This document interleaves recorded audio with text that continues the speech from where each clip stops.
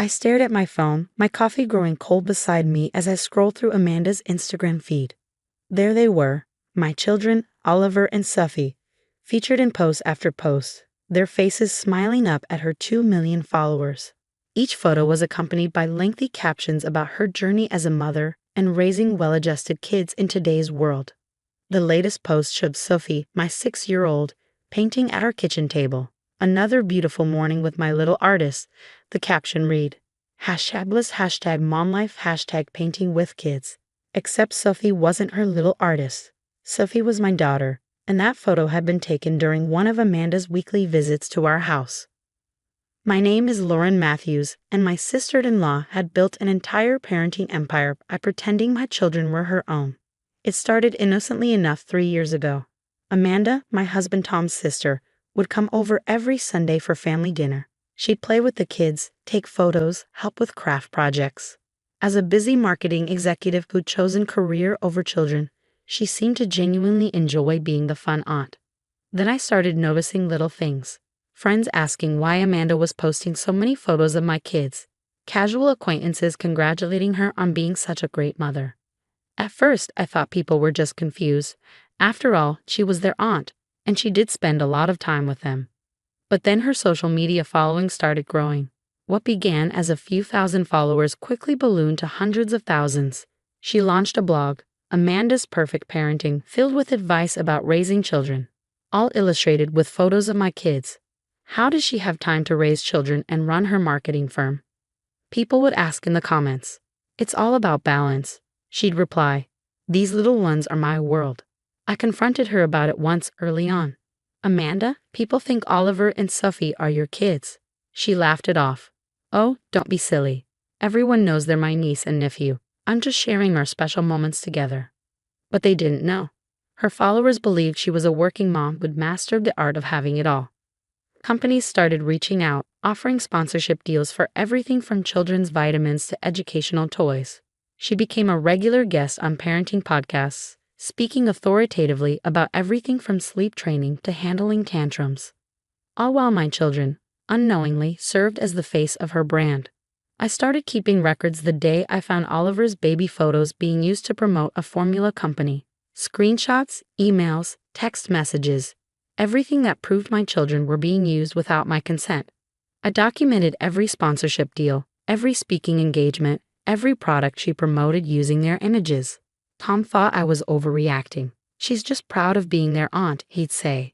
And look how much the kids love her. They did love her. Amanda was fun and energetic, always planning elaborate crafts and adventures during her visits. But while the children saw their loving aunt, I saw someone building a business on a lie. The breaking point came last week. I was at the grocery store when my phone buzzed with a text from my best friend, Kate. Your sister-in-law is everywhere.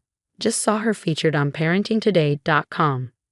The article was titled How I Raised Two Perfect Children, Amanda Palmer's Guide to Modern Motherhood. There was my son's first day of school photo, my daughter's dance recital picture. Moments I had shared with family, now being used to sell Amanda's perfect parenting narrative to millions. I called Kate immediately. Have you seen the comments? She asked when I picked up. People are asking how she manages to be such an involved mom while running her company. She's literally taking credit for raising your kids. I know, I said, gripping my phone tighter, and I'm done letting her get away with it. That evening, after the kids were in bed, I sat at my kitchen table with my laptop open to my carefully organized evidence folder. 3 years of documentation, screenshots, videos, dated photos proving the kids were with me during moments she claimed as her own. I also discovered something else during my research. Amanda's company wasn't doing as well as she claimed.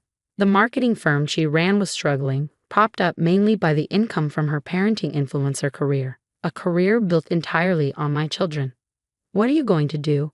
Kate asked when I called to update her. First, I'm going to talk to a lawyer, I said.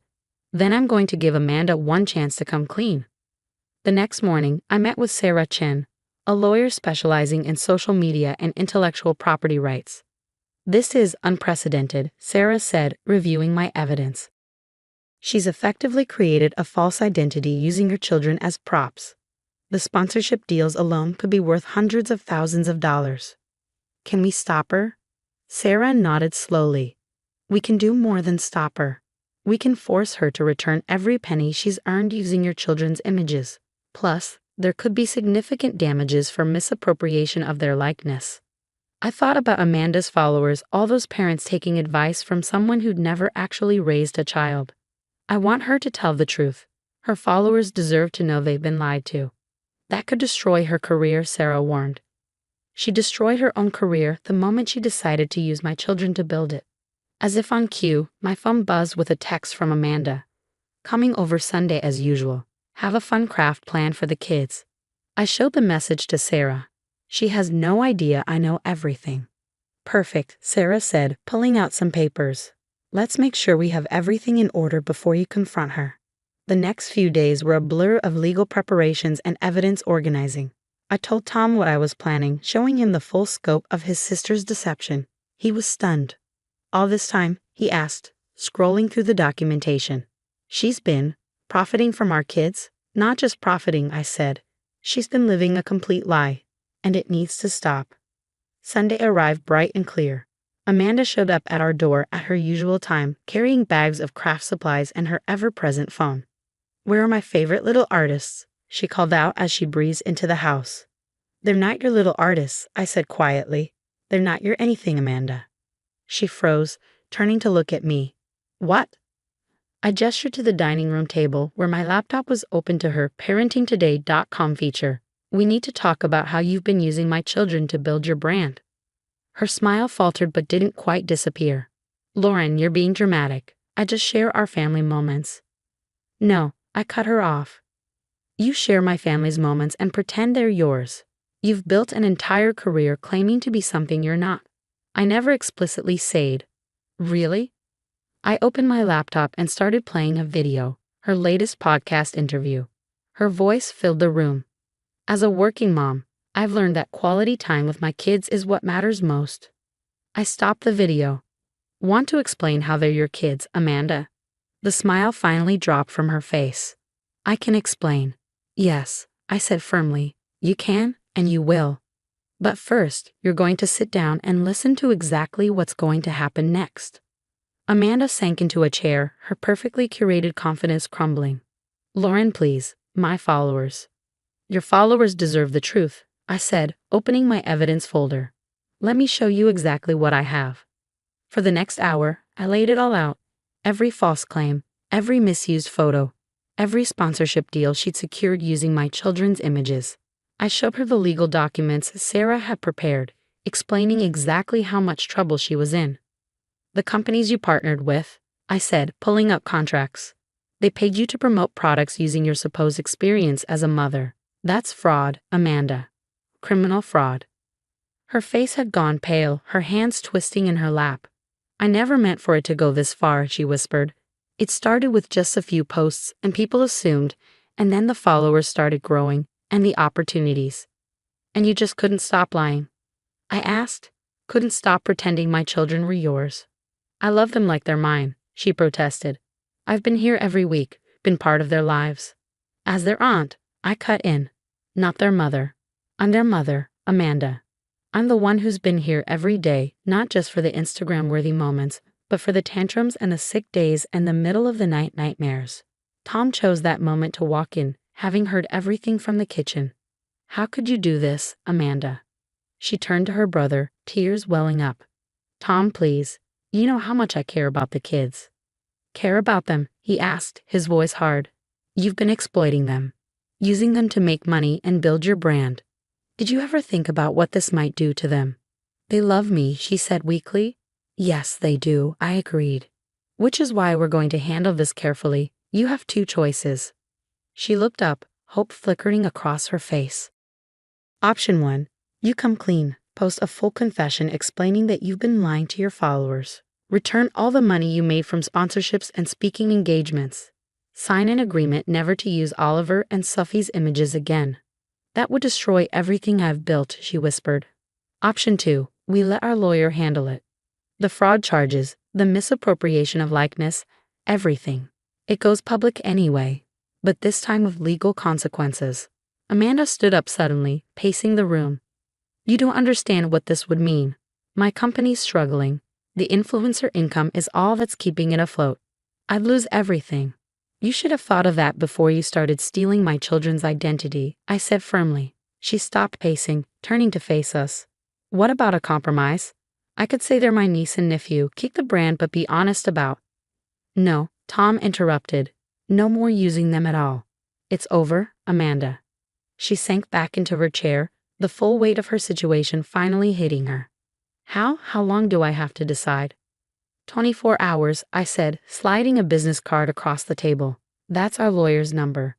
Either you call her tomorrow with your decision to come clean voluntarily, or she starts proceedings. And the Sunday visits? She asked in a small voice. Tom and I exchanged glances. We discussed this part extensively. That depends on how you handle this, I said carefully. If you take responsibility, show real remorse, and respect our boundaries going forward, we can slowly rebuild trust. But it will take time.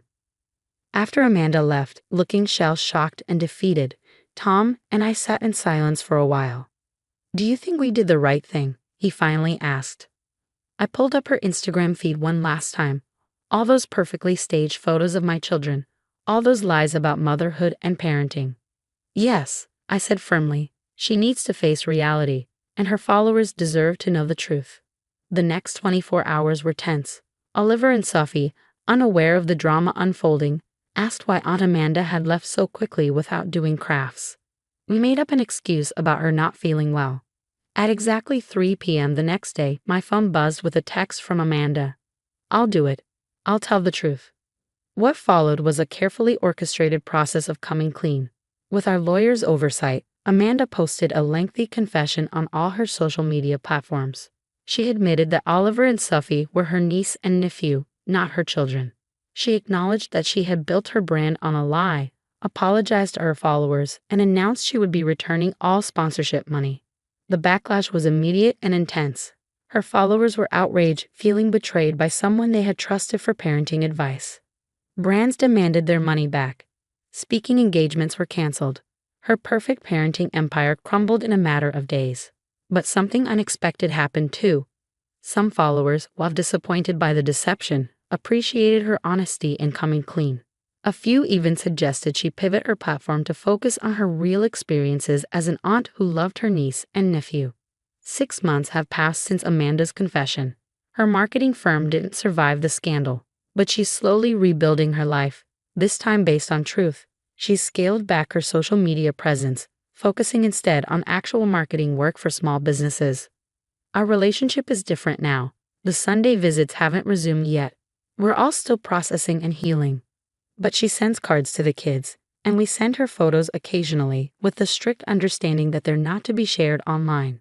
Last week, she sent me a letter.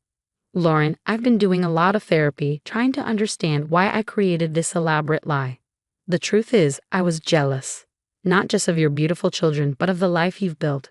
I convinced myself that borrowing your family for my social media wasn't hurting anyone. I was wrong. I miss Oliver and Sophie terribly, but I understand why we need this distance. I'm working on being someone worthy of being in their lives again. Not as a fake mother for Instagram, but as a real aunt who respects boundaries and tells the truth. Thank you for giving me the chance to come clean on my own terms. I didn't deserve that kindness. Asterisk Amanda. I showed the letter to Tom, who read it thoughtfully. Do you think she's really changed? I think she's trying, I said. And that's a start. Yesterday, I deleted all my screenshots and documentation. I don't need them anymore. The truth is out there now, and keeping evidence of Amanda's deception won't help us move forward. Oliver asked about her this morning, wondering if Aunt Amanda would come do crafts again someday. I told him maybe when the time is right, because the truth is, she does love them. She just needed to learn how to show that love honestly, without turning it into a performance for social media. The whole experience taught me something important about social media and parenting. It's so easy to get caught up in presenting a perfect image and turning family moments into content. But real parenting happens in the messy, unfiltered moments that never make it to Instagram. The midnight comfort sessions, the proud but unphotogenic milestones, the quiet moments of connection that mean everything but photograph as nothing special. Amanda's perfect parenting empire was built on stolen moments and lies. But maybe somewhere in this mess, she's finally learning what real family means. Messy, Imperfect, but true. As for me, I still take plenty of photos of my children, but I'm more thoughtful now about what I share and why. Some moments are just for us. Perfect in their privacy, beautiful in their authenticity. And that's worth more than all the Instagram followers in the world.